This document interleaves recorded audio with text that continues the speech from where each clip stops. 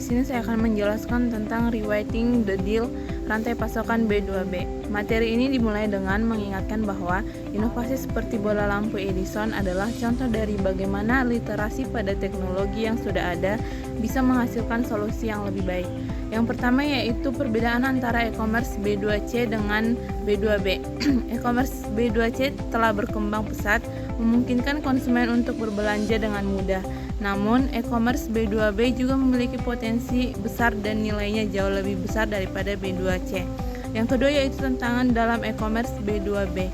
E-commerce B2B memiliki tantangan yang berbeda seperti melibatkan lebih banyak orang dalam keputusan pembelian, keragaman saluran pembelian, dan volume pembelian yang besar.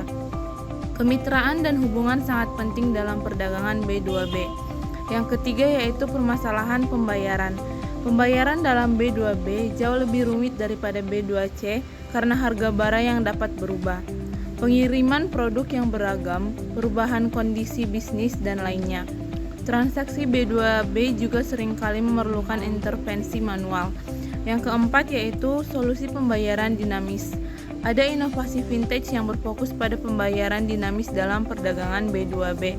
Mereka mencoba mengatasi masalah pembayaran dengan menggabungkan perbankan digital yang aman, pertukaran data elektronik yang kaya, dan teknologi berbasis cloud.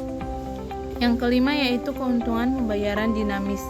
Pembayaran dinamis dapat memberikan kepemilikan yang lebih besar atas modal, likuiditas, dan arus kas kepada bisnis. Ini membantu menghilangkan salah satu hambatan utama dalam bisnis B2B. Inovasi terus berlanjut dalam dunia e-commerce, baik dalam sektor B2C maupun B2B. Dalam perubahan lebih lanjut diperkirakan akan datang. Baik, materi selanjutnya itu tentang inovasi pembayaran dan point of sales atau POS. Materi ini dimulai dengan referensi ke era awal perdagangan global, menekankan pentingnya konektivitas melalui laut yang disebut sebagai internet pertama. Yang pertama yaitu perubahan dalam pedagang. Dulu, pedagang yang memiliki gudang terbesar menguasai pasar. Saat ini, konsep pedagang berubah di mana mereka mungkin tidak memiliki stok fisik atau toko fisik. Yang kedua yaitu peran bank.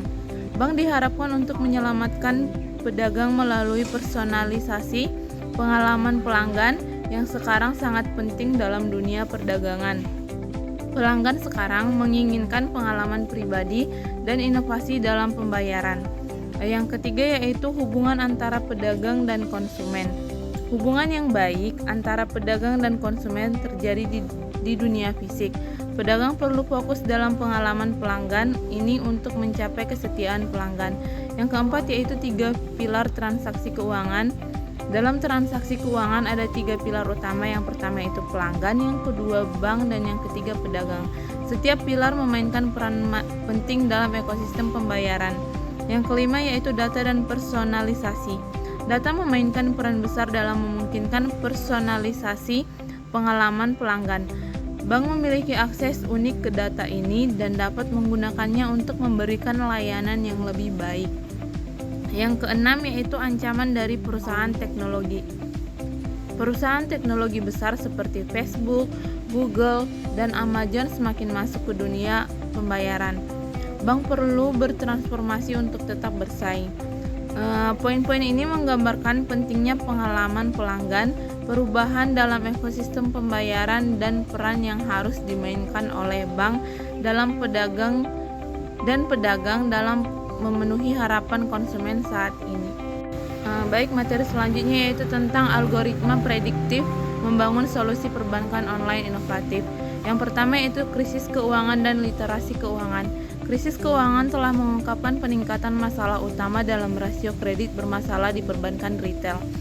Literasi keuangan yang rendah dari nasabah retail menjadi salah satu penyebab masalah ini. Yang kedua yaitu evolusi perbankan online. Meskipun digitalisasi perbankan retail berkembang pesat, banyak inovasi hanya terbatas pada desain dan antarmuka pengguna. Ada kebutuhan untuk lebih banyak solusi yang menambah fungsionalitas. Yang ketiga, perakiraan arus kas pelanggan. Ide utama adalah mengubah data transaksi historis pelanggan retail menjadi perakiraan arus kas. Hal ini akan membantu nasabah merencanakan masa depan keuangan mereka dalam konteks keputusan hidup seperti keputusan besar membeli rumah atau mobil. Yang keempat, tantangan dalam literasi keuangan. Literasi keuangan yang buruk dapat menjadi penyebab pinjaman yang gagal.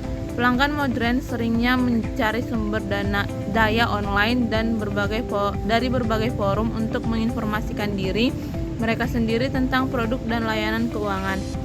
Yang kelima yaitu integrasi dengan perbankan online.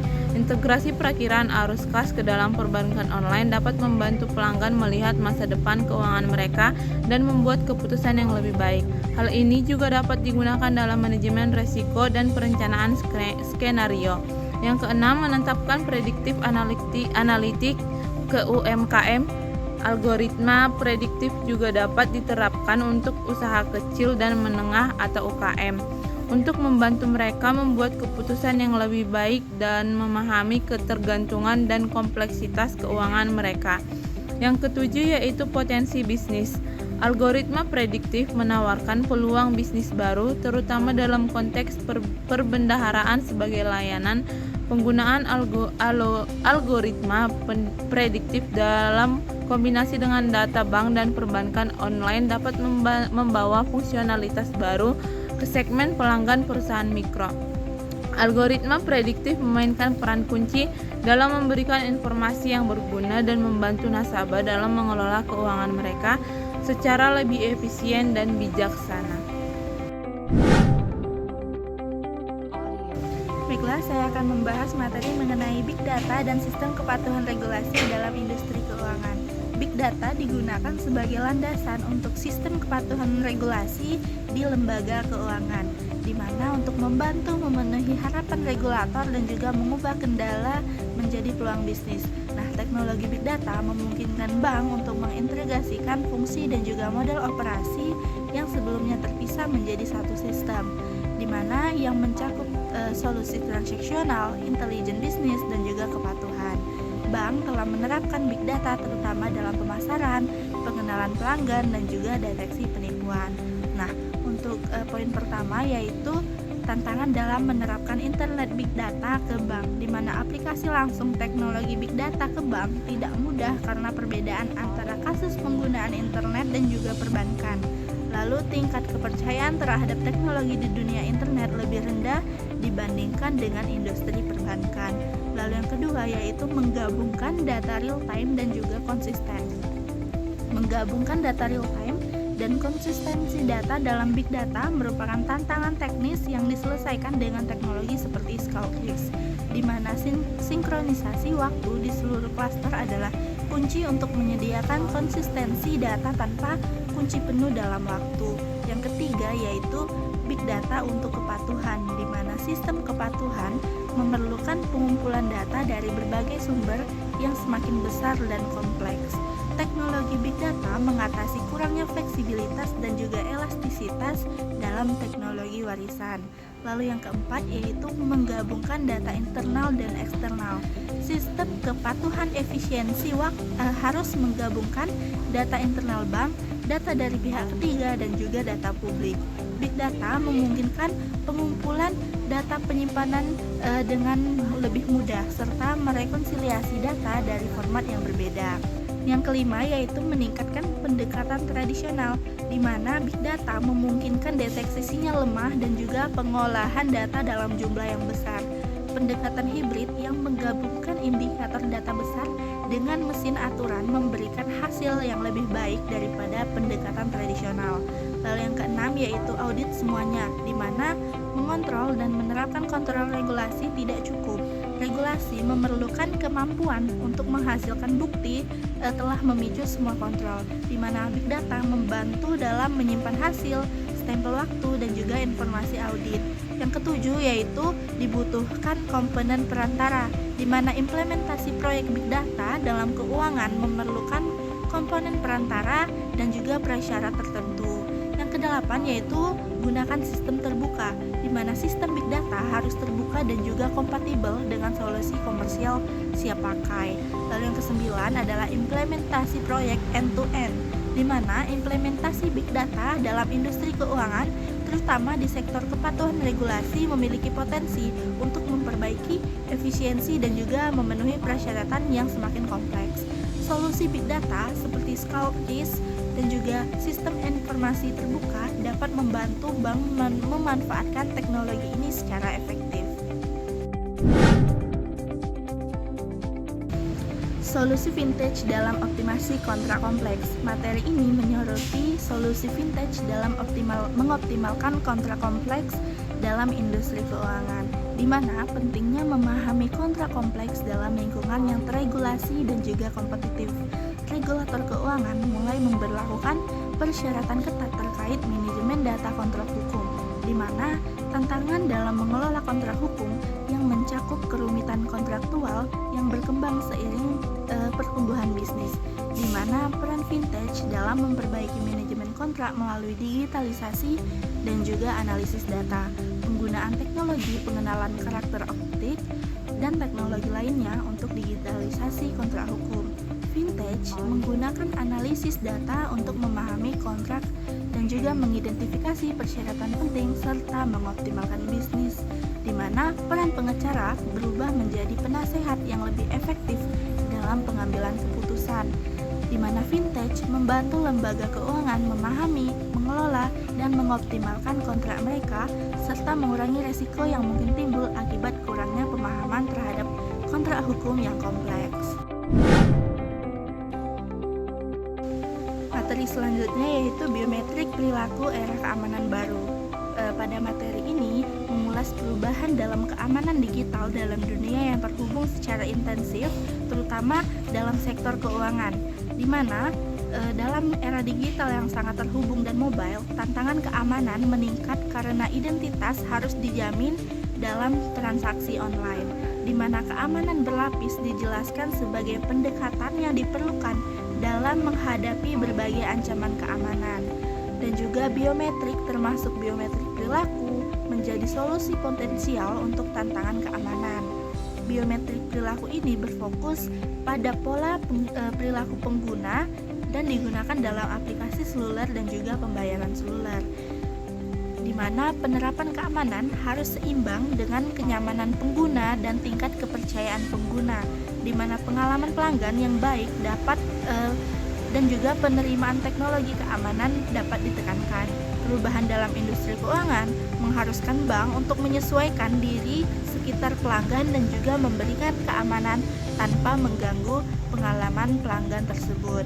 Dan juga pada materi ini membahas perkembangan penting dalam sektor keuangan dan juga teknologi yang menjadi landasan bagi kepatuhan regulasi, manajemen kontrak, dan juga keamanan digital.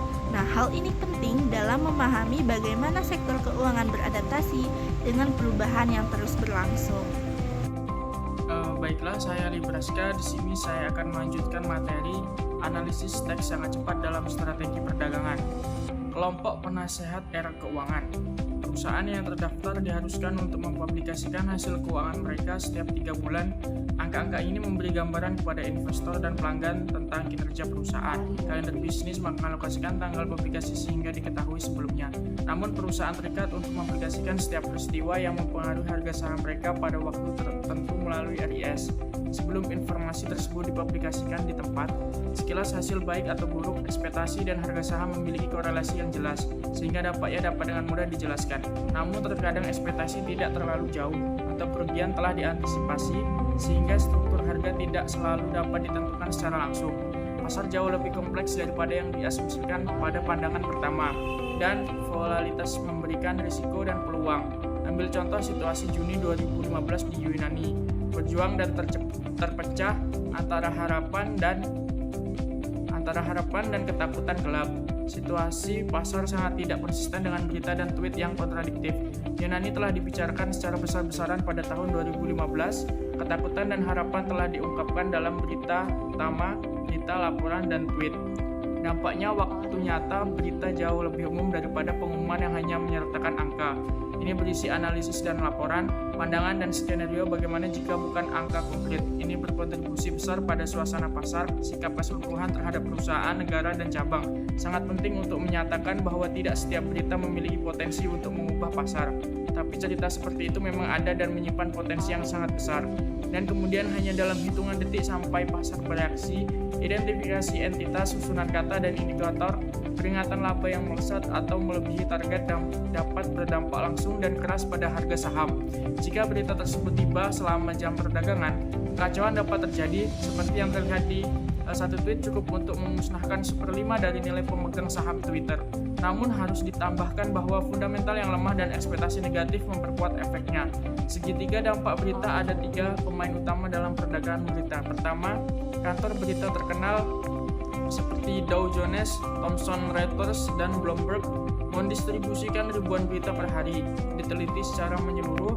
Lalu ada saluran media sosial yang agak baru bereaksi lebih cepat tetapi kurang diteliti dengan baik, lebih emosional dan emosional, tetapi bertindak berdasarkan ribuan opini yang mungkin atau tidak mencerminkan sentimen pasar.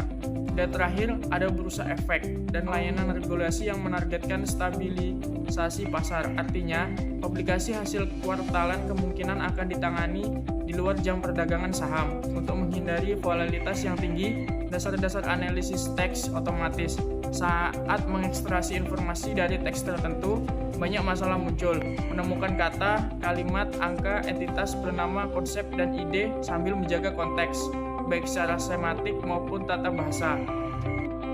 Selanjutnya, sentimen dan penambangan opini berita emosional atau polarisasi liputan media sosial dapat berdampak besar pada persepsi perusahaan atau aset, baik secara positif maupun negatif.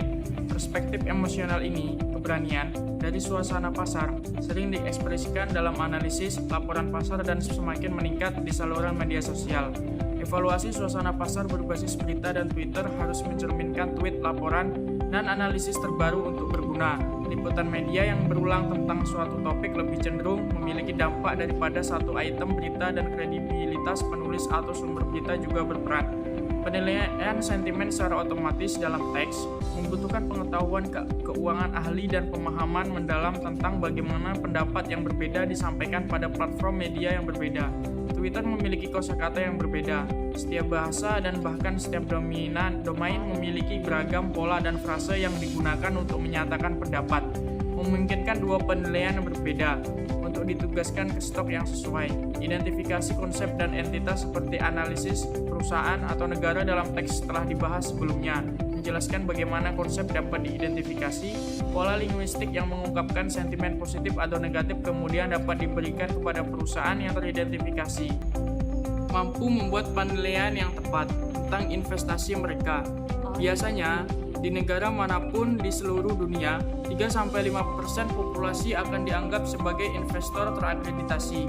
Apa yang mengejutkan bagi banyak orang di pasar global adalah bahwa hanya sebagian kecil dari investor terakreditasi yang mendapatkan kesempatan untuk melihat dan berinvestasi dalam pembiayaan penempatan pribadi.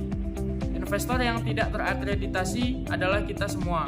Sisa populasi negara yang tidak memenuhi persyaratan untuk terdaftar sebagai investor terakreditasi dan menuntut akses ke peluang investasi tahap awal.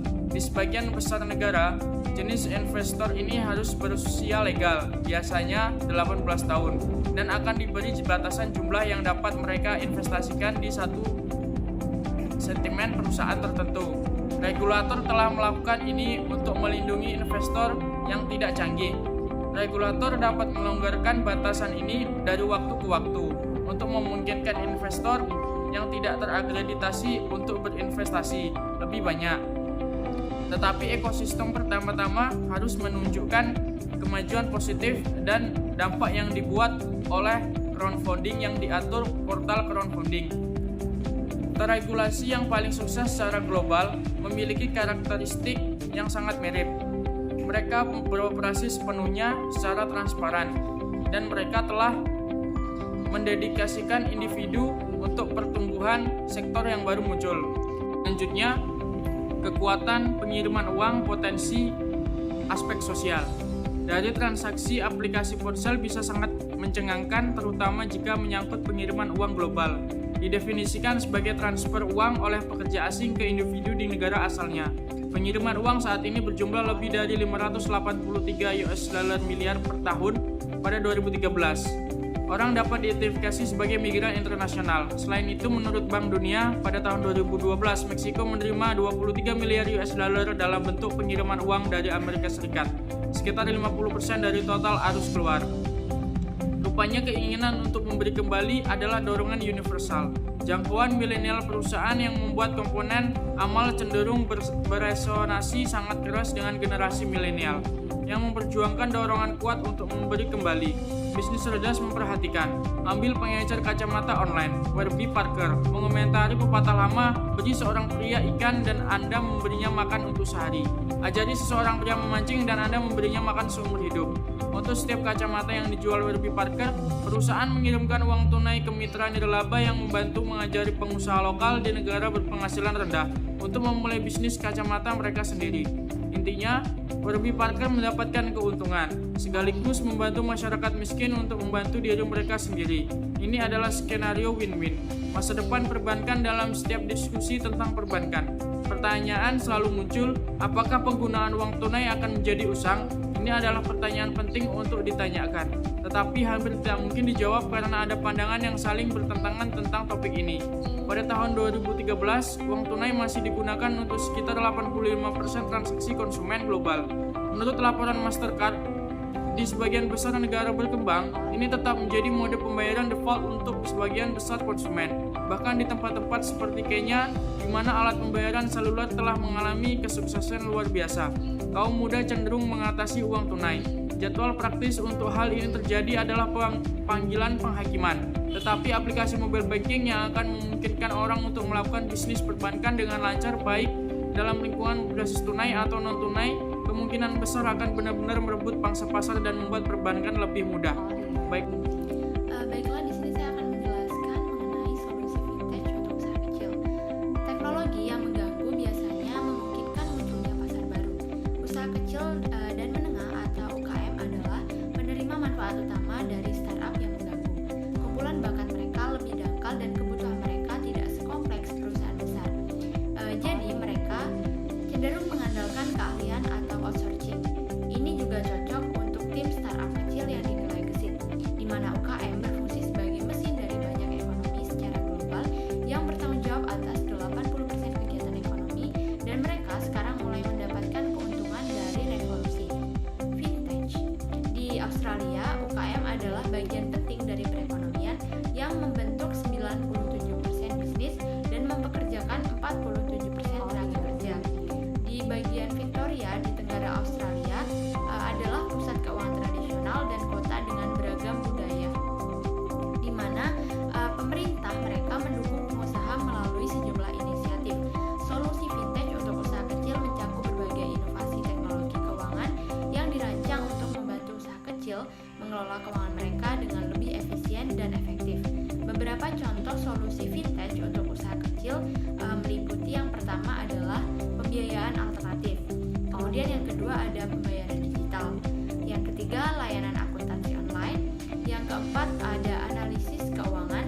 Yang kelima yaitu manajemen kas. Yang keenam ada asuransi berbasis digital. Yang ketujuh transaksi internasional. Yang kedelapan pendidikan keuangan, dan yang kesembilan adalah teknologi blockchain untuk keamanan. Dengan memanfaatkan solusi vintage ini, usaha kecil dapat menghemat waktu, mengurangi biaya, dan juga meningkatkan efisiensi operasional mereka. Materi yang selanjutnya yaitu tentang solusi pembayaran seperti Apple Pay. Solusi pembayaran seperti Apple Pay adalah solusi pembayaran digital yang dikembangkan oleh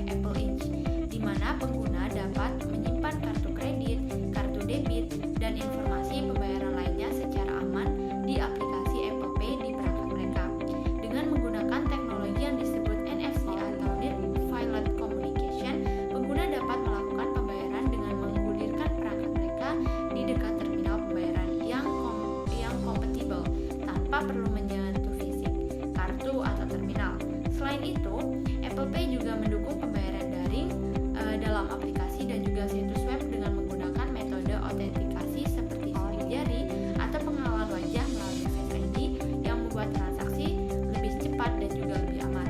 Solusi ini meningkatkan keamanan, kenyamanan, dan efisiensi dalam proses pembayaran Apple Pay. Apple Pay menghidupkan kembali ekosistem iOS dan memberikan aliran pendapatan baru untuk Apple. Selanjutnya yaitu solusi vintage yang menguntungkan sektor lain. Solusi vintage yang menguntungkan sektor lain dengan beberapa cara. Yang pertama yaitu pembiayaan inklusif, yaitu adalah memperluas akses ke pembiayaan bagi individu dan juga bagi bisnis. Kemudian yang kedua adalah efisiensi operasional dengan mempercepat proses bisnis dengan otomatisasi, pengelolaan keuangan real time dan juga analisis data. Yang ketiga yaitu peningkatan keamanan. Penggunaan teknologi seperti enkripsi dan juga blockchain dapat meningkatkan keamanan transaksi keuangan dan juga melawan penipuan. Yang keempat adalah pembayaran cepat dan mudah. Meningkatkan kemudahan dan juga kecepatan dalam transaksi pembayaran dengan menggunakan aplikasi seluler, kartu digital, dan juga dompet elektronik. Dan yang kelima yaitu pendidikan keuangan dengan menyediakan pendidikan keuangan dan sumber daya bagi individu dan bisnis untuk meningkatkan pemahaman tentang manajemen keuangan. Dengan mengintegrasikan teknologi finansial di berbagai sektor, itu dapat memperoleh manfaat seperti peningkatan efisiensi, kemudian pertumbuhan ekonomi, dan inovasi dalam layanan keuangan. Inovasi dalam financial technology. Inovasi vintage adalah pengembangan teknologi yang memperbaiki atau menciptakan layanan keuangan dengan menggunakan solusi digital. Ini mencakup pembayaran digital, kemudian pinjaman tanpa jaminan, manajemen keuangan otomatis, investasi online, dan juga teknologi keamanan seperti blockchain.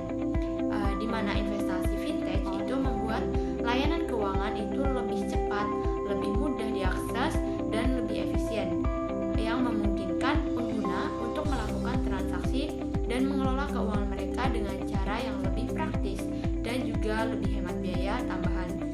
Inovasi vintage itu meliputi yang pertama ada pembiayaan peer-to-peer atau P2P, kemudian ada robo-advisors, yang ketiga pembayaran dalam aplikasi, yang keempat tokenisasi aset, yang kelima identifikasi biometrik, yang keenam insurtech, dan yang ketujuh yaitu open banking. Inovasi-inovasi ini mengubah cara orang berinteraksi dengan menggunakan mereka, menciptakan pengalaman pengguna yang lebih baik, dan juga mengoptimalkan proses bisnis di berbagai sektor ekonomi. Demikian materi yang dapat saya